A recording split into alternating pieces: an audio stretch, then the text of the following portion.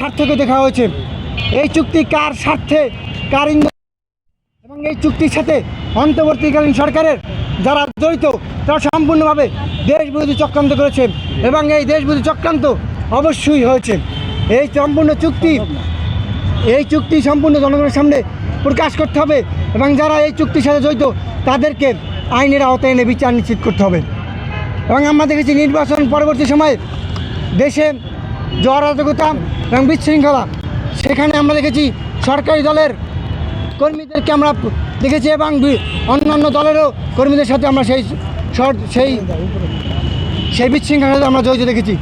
ভিন্ন মার্কায় ভোট দেওয়ার কারণে অনেক কি নিপীড়নের শিকার হতে হয়েছে, সেগুলো সরকারকে সেই নিপীড়নকারী কারা এই নিপীড়ক তাদেরকে চিহ্নিত করে তাদেরকে বিচার আওতায় আনতে হবে। আমরা দেখেছি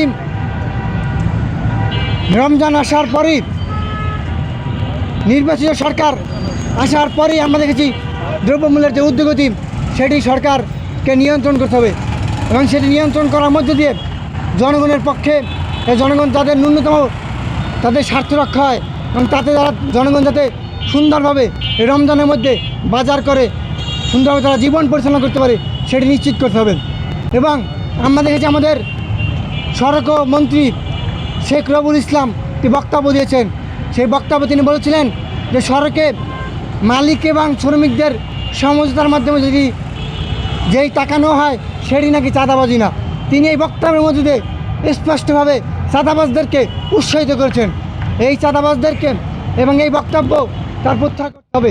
আমরা মনে করি এই বক্তব্য কোনোভাবেই শ্রমিকদের মঙ্গলের জন্য নয়।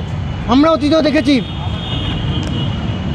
দেখেছি এই সড়কে চাঁদাবাজির কারণে নিত্য প্রয়োজনীয় দ্রব্যমূল্যের দাম বেড়ে যায়।